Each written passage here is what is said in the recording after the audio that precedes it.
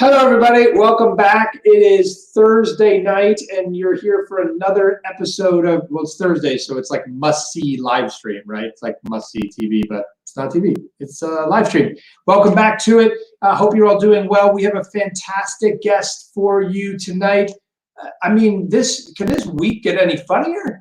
We have funny lady Julie Halston. She's done like 147 Broadway shows. Tootsie. If you caught her at Tootsie, then that's really all I need to say. Fantastic performance. She played a producer, and she was hysterical. Nailed it. On the Town, You Can't Take It With You. Anything Goes. Hairspray, a ton of shows, ton of television, all that stuff. As usual, I'm going so fast. Mary Dina can't keep up with me in terms of the graphics. I'm outpacing her. Sometimes I'm just going to go super fast. She's done this show, this show, this show, this show, just to watch Mary. You can't see her, but I can see Mary trying to like do this behind me. And she's like, it makes her sweat. It's really fun for me, not for her. Anyway, we'll bring Julie on in a few minutes. Thanks so much to you for all being here live. And all of you watching on the replay, I forget, the crazy thing is because of Facebook and Mark Zuckerberg's crazy algorithm, we get thousands of views on this sucker. And a lot of them happen after the fact. So for all of you watching on replay, I'm going to say two things. One, thank you. And two, it is just because it's a replay, it's not too late to donate to the Actors Fund. The tip jar still works on the repeats, okay? So throw some cash in there. You can't throw stars at us if it's a replay, but do give a little to the Actors Fund. It will go a long way.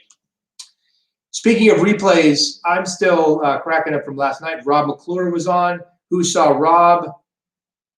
Anyone see Rob? Oh, look, we got some real Julie Halston fans already. Look at this. We got some Charles Bush love already, all sorts of stuff.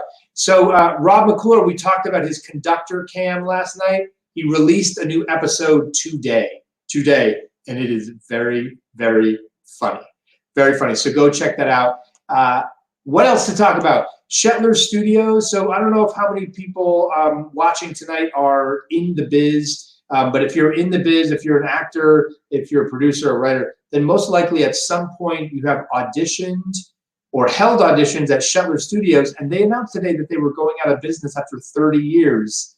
Unfortunate casualty of the coronavirus. So what this says is, listen, if this is a small business, and Broadway is made up of small businesses, so if you can support a small business, whether it's on Broadway or whether it's in your own neighborhood. I saw someone say they went to a pet store today. Try to support the small businesses out there. The big ones, most of those big corporations, they're going to be just fine. The small ones are the ones we got to worry about after this, local restaurants, that kind of thing. So do patronize them if you can. What else? I wrote a blog about coming back to the theater. And yesterday, we also held a virtual meetup. Oh, there's the blog. See, I'm already speeding past Mary. Can't keep up. She's sweating. I wrote a blog about how returning to the theater is not going to be just about marketing. It's about creating habits. Because the habit of theater going is a little bit busted for most people. We have to create that habit again. If that interests you, and once again, I'm looking for ideas on how to do this, and I'm going to take them all up to on the committees that I'm a part of. If you're looking for habits, if you're looking for, or if you have ideas, God, I'm talking too fast. If you're looking for ideas, maybe I should not have had 7 cups of coffee today. There's a note for tomorrow. If you can see. Can you see in this screen, right below my name? Mary, take away my name. Can you take away my name? She can't take away my name. Right? I'll just show you. This is a carrying machine or a currying machine or however you say it. Is it Swedish? I literally have one of those in my office so I can just Zoom and drink coffee, and I had too many today. So I'm going to stop talking now and bring on our guest. Please welcome to the live stream, Ms. Julie Halston. Welcome, Julie. Hey! Oh my God, you are like a speed freak. I know. I don't know what's wrong with me today. I'm always fast, but today I'm just like a mile a minute. Yeah, you really are. I'm happy to be here, though. But listen, we need to talk about how we're going to get the theater back. I've got some ideas. Bring them.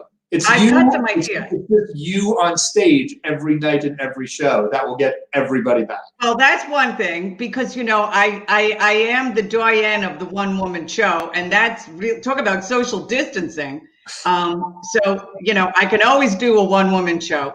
I really do think, though, that I've been reading Albert Poland's book, Stages. Oh, yeah. And I've worked with Albert as a general manager because, I started in Off-Broadway with Charles Busch.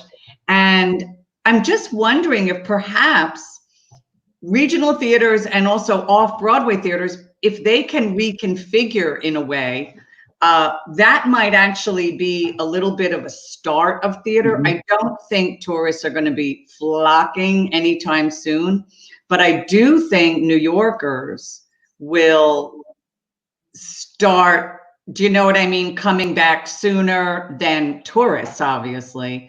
And I've already heard like Barrington Stage has reconfigured their stage and they're going to have performances in the summer. Billy Stritch and Hampton Calloway are going to be doing their shows.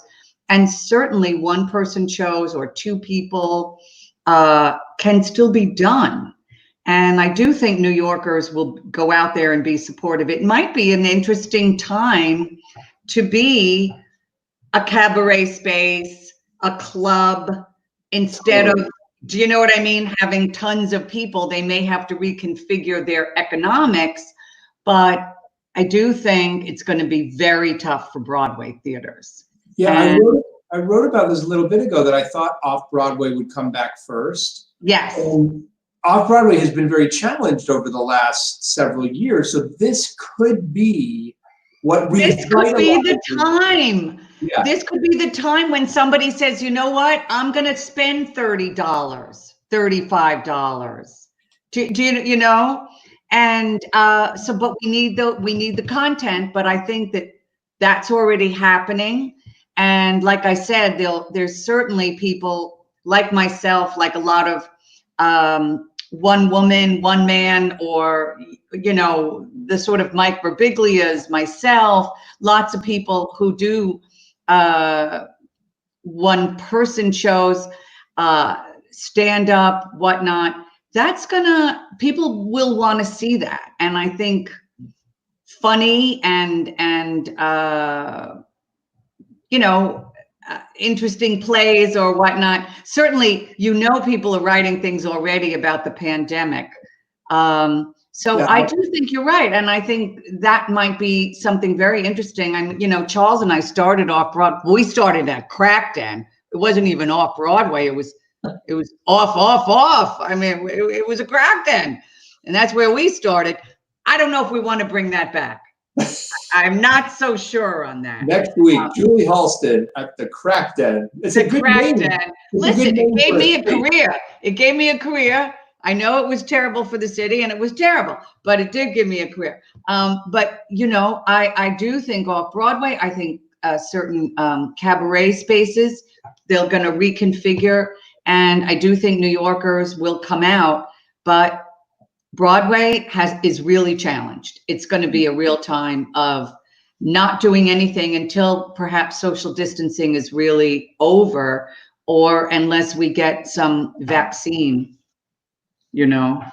And you lend yourself well to so many different types of shows, big musicals, one person, television. Have you been doing anything like this? Have you been doing any content? Oh, I've been doing a million things. I've never been so busy for no money. I'm exhausted, Ken. I'm exhausted. I've done play readings. I've done workshops. I'm also creating my own show called Virtual Halston, which is going to launch on May 22nd. I'm just plugging, myself. Because, people loved my comedy clips. Yeah. So I'm going to be doing my own little show, and Jim Caruso is going to produce it, and Ruby Lochnar is going to be my technical person, and BT Whitehill, who is the Theater in Limbo set designer, has already designed some really fun graphics for us. So I've never been so busy in my life for no money, but the fact is, and as you can see, Ken, full hair and makeup. Yeah, I'm very impressed. I do it every day. And this is the thing. People out there, I know you're sitting in your robes and your sweatpants and whatever. Terrible idea. I'm telling you right now. This is the thing. You got to get up. It's important to exercise. I know everyone's drinking a lot of wine, myself included. I'm not going to say I'm not, but I'm exercising every day. It's important to wear your mask, of course, if you go outside, but hair and makeup.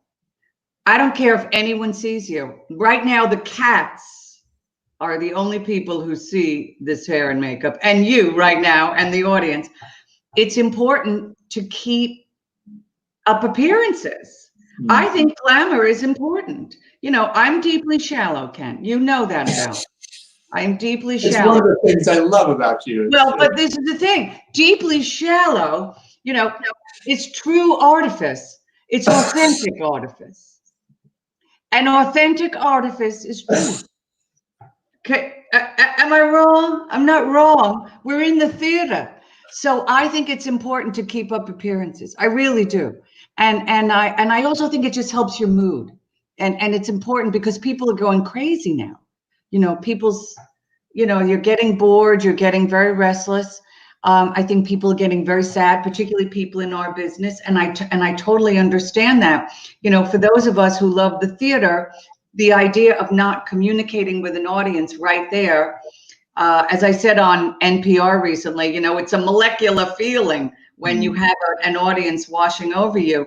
And we're all doing this now virtually. But I think this presents opportunities for us. I mean, quite frankly, Ken, I love sitting here talking to you. I feel like a connection. Do you know what I mean? Yeah. It's not quite the same as when you walk on a Broadway stage and, you know, 1,200 people are cheering for you.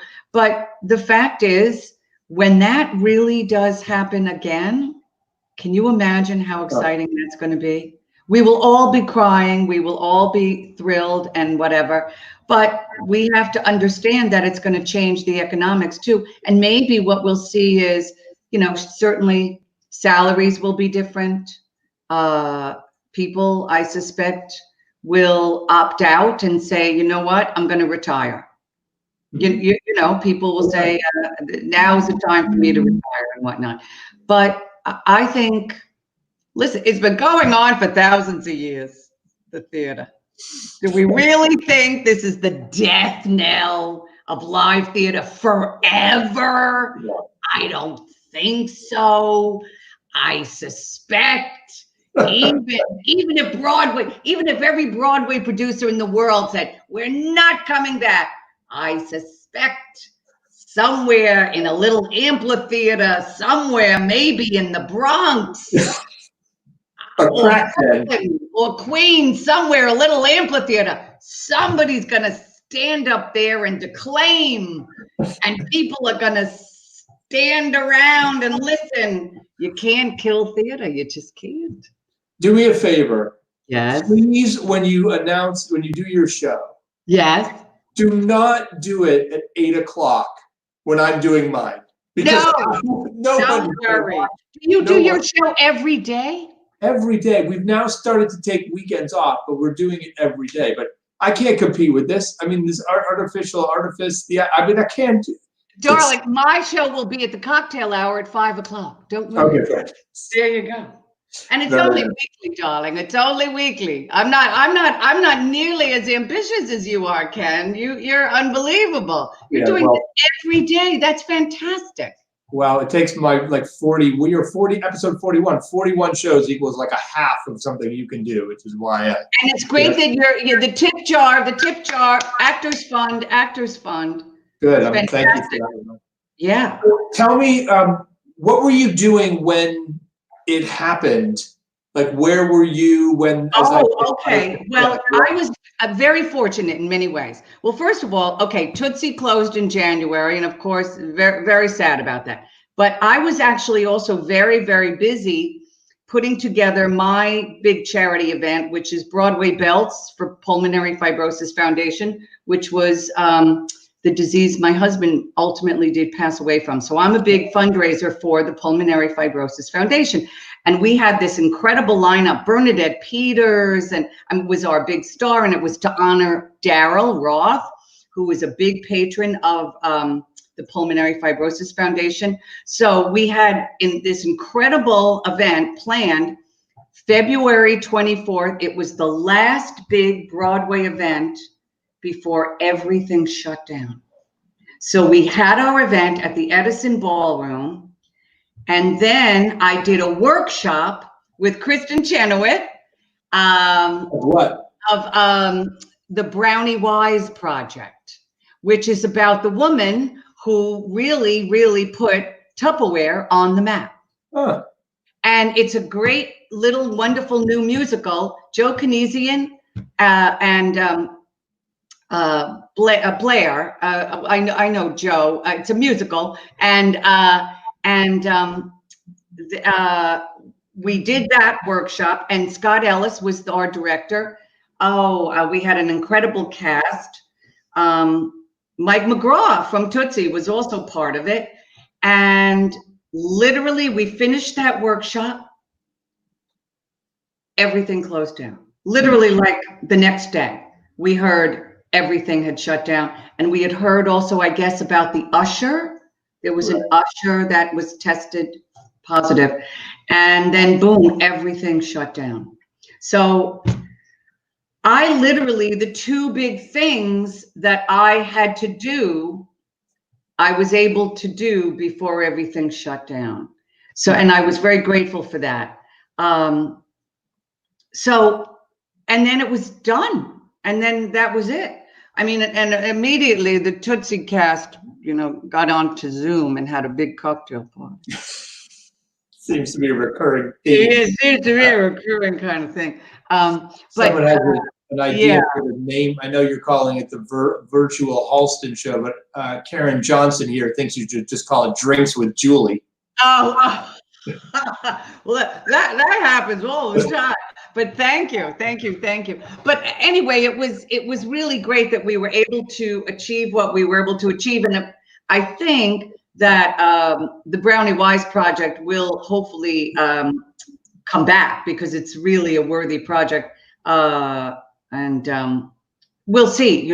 But it's been very painful for people, obviously, to suddenly not be able to do what they've been doing. But also people are very, frightened about being sick and whatnot. And of course, we keep hearing on the TV and radio about, people that are vulnerable, and they keep bringing up age. And of course, I don't like that at all. I keep saying, why do they keep talking about age? But anyway, I try to remain bitter free. But, it's been hard on our business. And of course, the story of Nick Cordero, which of course is a national story, although apparently good news today. Yeah. Apparently there's progress. So, but this has been very, very, very hard on those of us who are in the live theater business. And, but I think what's fantastic is, leave it to New Yorkers and leave it to theater people to come up with exciting, interesting ways to do things. I mean, to be quite honest, I don't really need to hear someone else sing something from Les Mis at all. I don't, you know what I mean? Not that I don't love all your voices, but I just don't need to see another one of those, But you said you did some online workshops and some readings and things. Have you enjoyed that? How have they gone? Any major technical flaws? Anyone flushed the toilet or anything like that? No major technical problems. We did a reading of The Divine Sister, the Charles Busch, very, very funny show that we did years ago. That was a big hit at the Soho Playhouse. Yeah. And I have to say, I was very skeptical at first about how this was going to go. But it really did go well, and people really enjoyed it. But now here's the thing. Charles is such a funny writer, and the script is so strong that people just even hearing it and seeing us coming up, do you know what I mean? Not having to perform it was good. I suspect there are certain plays that will not lend itself to doing this kind of format. What would be the worst play or musical to do on a Zoom? Well, maybe a Pinter play. Maybe a Pinter play. Too many pauses. Yeah, exactly. A lot of pauses, and a lot of people might be thinking, wait, is that a technical problem, or are they pausing? And also, it seems a little depressing. Or like Why are people so unhappy? I think a Pinter play might not be best for StreamYard. But, you know, and also anything quite physical. I mean, you know, I mean, I don't know, the regard of flight might not be able to be done in this format. We might not be able to see Bill Irwin do his genius, whatever his genius, you know, physical machinations are. But a really strong script, particularly with Charles, where he has, you know, so much funny material, it really did go over. And they were able to, because it's a cast of what, 7 or 8, and we could, they were able to manipulate us to zoom us in, as it were, well. So that went well, I have to say. It's a real art. Like that's a job that will be created as a result of this. The stage manager running the Zoom, like bringing people on, there's a career right there for anyone who can do that. Absolutely. And the kids, you know, the kids, listen to me. I sound like, you know, Ruta Lee or something. People are going to go, who's that? Joan Rivers. I mean, they don't know who Joan Rivers is, but you know, the kids have already figured it out. They're already on it. They love playing with the different platforms. So I think you're absolutely right. It's kind of like the early days of television. You know, I almost feel like we're doing Playhouse 90 here. And ultimately, somebody's going to come up with, you know, a terrific show. It might be this show. And not going to be this show. Yeah, well, whatever. But I appreciate the thought. Yeah, but you know what I mean. You're right, though. People are going to get sophisticated. They're going to figure it all out. And there's a kid right now, he or she in their rooms, figuring out how to make this all better. And I mean, let me tell you something. I don't mind this because I haven't Botoxed in months, and it's very disturbing, Ken. Again, it's shallow. So I have that sort of ghosty light because I don't mind that it washes everything out. All the lines are gone. Do you know about the Zoom feature that like yes, your appearance? The like yes, and like it'll Botox your face for you. Yes, but you know what? It's I've tried it. It's not quite as good as you know. That's where that kid, she or he in their bedroom, they could make a better filter. I wonder how many people have called like the State House and be like, "Are you kidding me? My Botoxer is an essential business. This is they have to open up like tomorrow." I cannot believe you said that, because let me tell you something. I almost did, but because what my argument was going to be was that I am a performer and that I needed it. However, because the theater and TV industry is completely on lockdown now, I didn't think I could get away with that argument. But believe me, once TV starts up again, I'm going to try. Here's what I think you should do. Yeah. You should come up with a character that would actually make that argument on the phone, leave a voicemail, and like do that on virtual Halston. We'll all tune in. The crazy, all right, that's a good idea. Who's trying to beg the governor to open up her plastic surgeon or her dermatologist so she gets a Botox. Yeah, that's a good idea. And you know, I can say, you know, darling, I am a Cuomo-sexual. You know, everyone's a Cuomo-sexual now. Everyone wants to marry Cuomo. I've got a man crush on it myself. Like yes. I can say, as a Cuomo-sexual, I am begging you to. That's a very good idea, actually. You know, like crank yankers, but I'm serious. I mean, I really am serious, and I think it is rather essential. Anyway, so that's you know, that's what I've been working on. But the thing that's great, though, Ken, is that it also brings up a big discussion about theater and how it'll be interesting to see what people will want to see. Yeah. I'll be curious to know. What do you think? I mean, I meant it. I think they're going to want to see you. I mean, they're going to want to just be delighted and be filled with joy and energy and laughter. But I'm doing a little research on this. So I'm going to write a blog in the next couple of weeks. We're just assembling the data now. Okay, good. Of the shows that opened right after recessions or frankly Vietnam, like all these things, to see if there was a trend, like in what shows did well, to see if what I call the Mamma Mia factor, because after 9/11, Mamma Mia had like just opened and got like this great review, and everyone was like, how did that this is ridiculous. But of course it was 9/11, it's what we needed. I think Ben Brantley called it like a Twinkie. Like we just sometimes we need a Twinkie or a bag of Oreos, like I binge ate the other day. Yeah. So I think they're going to want you. They're going to want Charles laughter. They're going to want all that stuff. That's fine. I'll be a hostess cupcake. I'll be that. I'll be, and I do think that what will be good too is, people who will be able to be funny, but also, be able to really connect with an audience.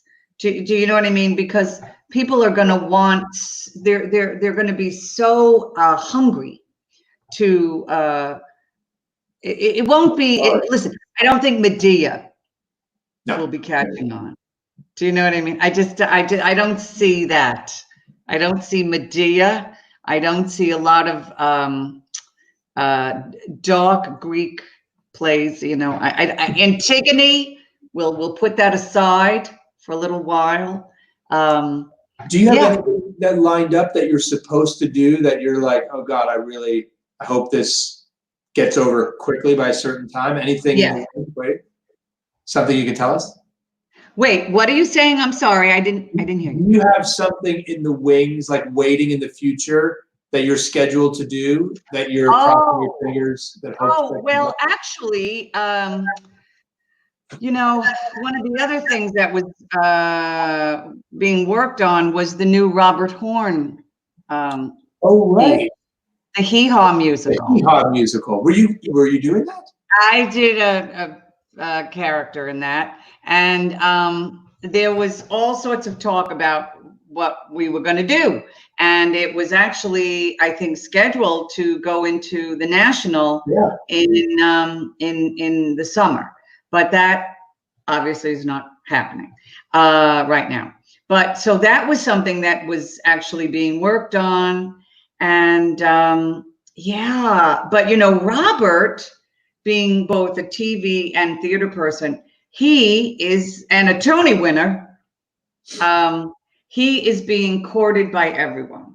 I mean, he is being courted theater-wise. He's being courted TV-wise. He's never been busier, actually. So we'll see what happens.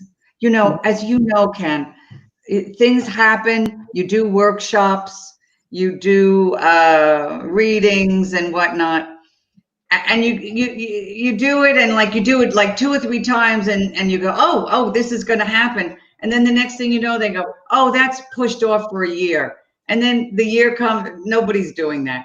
And then 3 years later, it comes. You know how this goes. Timing is everything. And God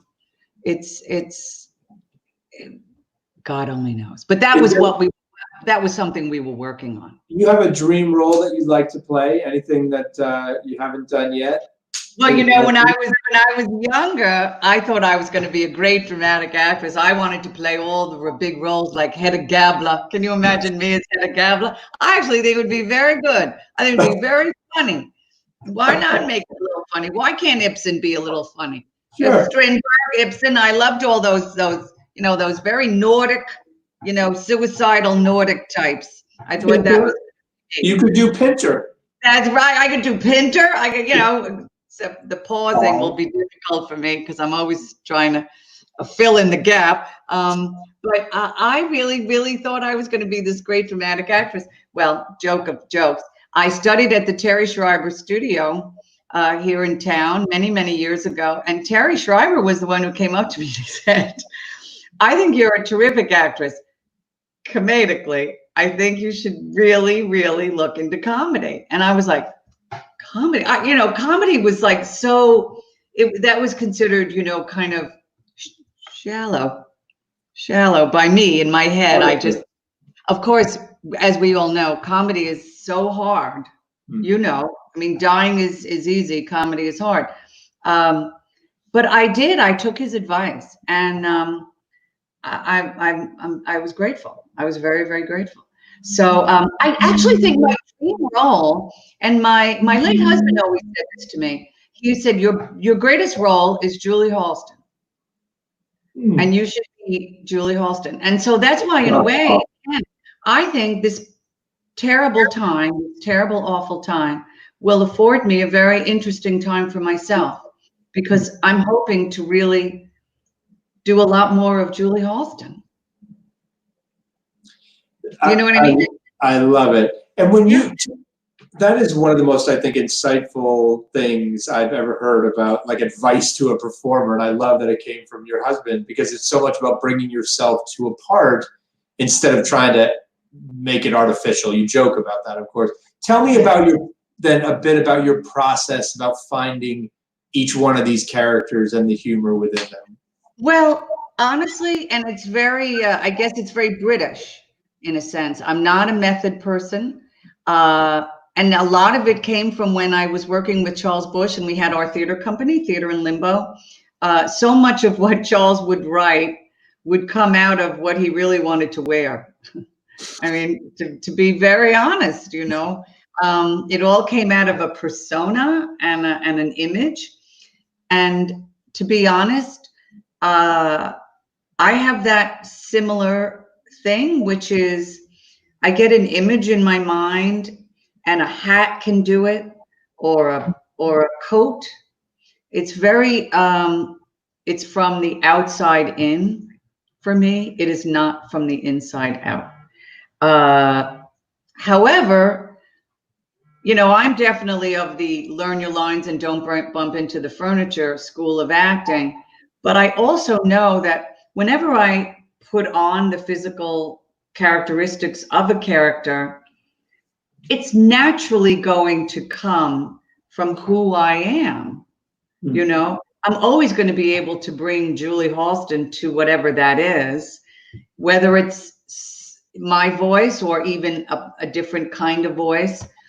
That's why when there's an understudy on, when an understudy goes on for a play or in a play, it's never good to try to create your own creation.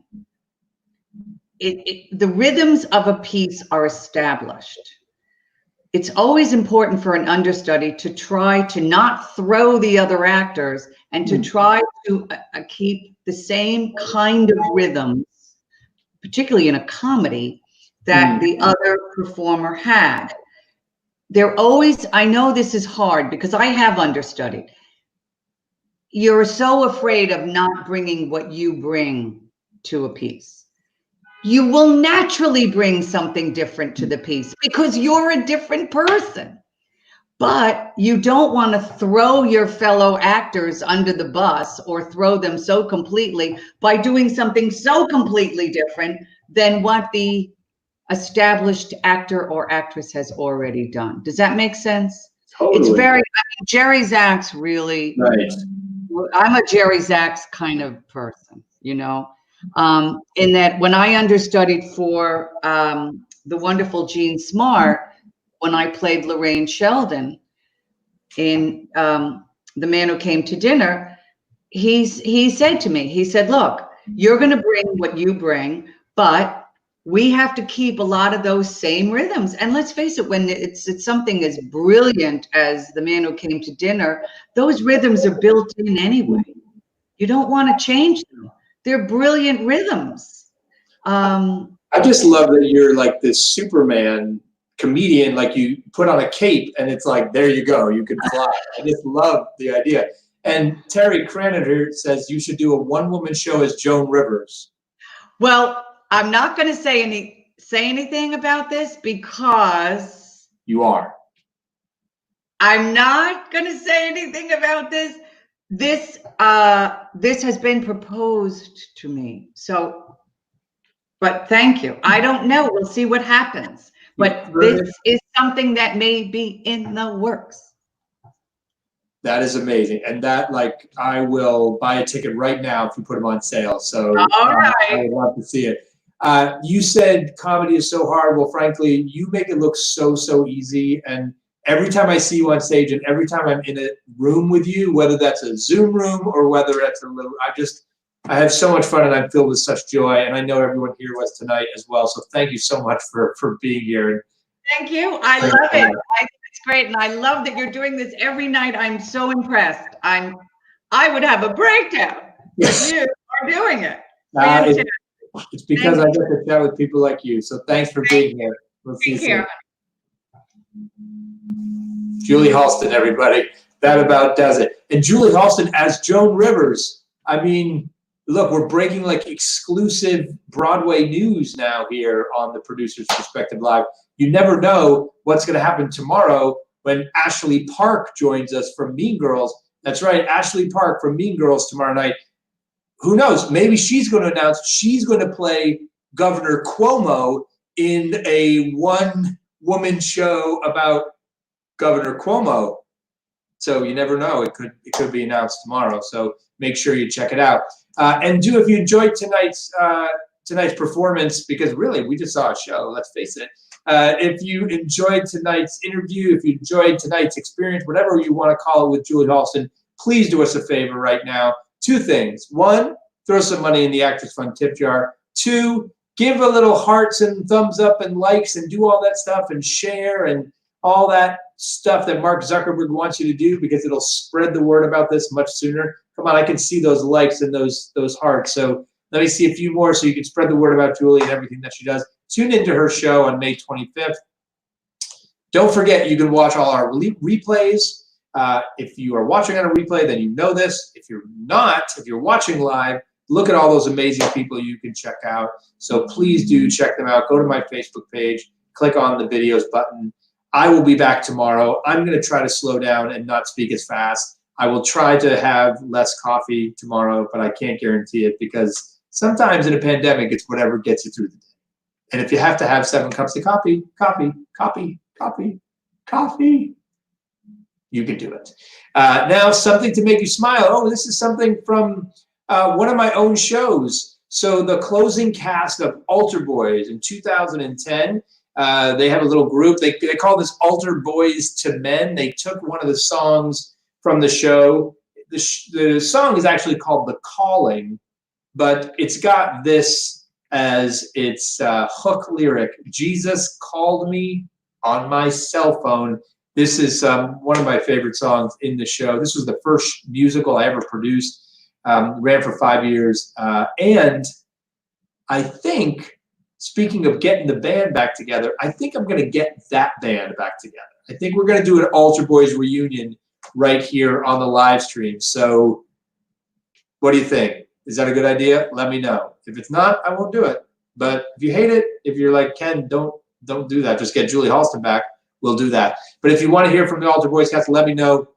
I'll try and gather that band and get them back together. But in the meantime, go to theproducersperspective.com/smile and check out The Calling or Jesus Called Me on My Cell Phone. Thank you so much for tuning in tonight. I had a blast. Who could not, talking to Julie Halston? And I had a blast reading all of your comments. So thanks for being here. Stay safe, stay healthy, stay home. See you tomorrow. We're getting the band back together.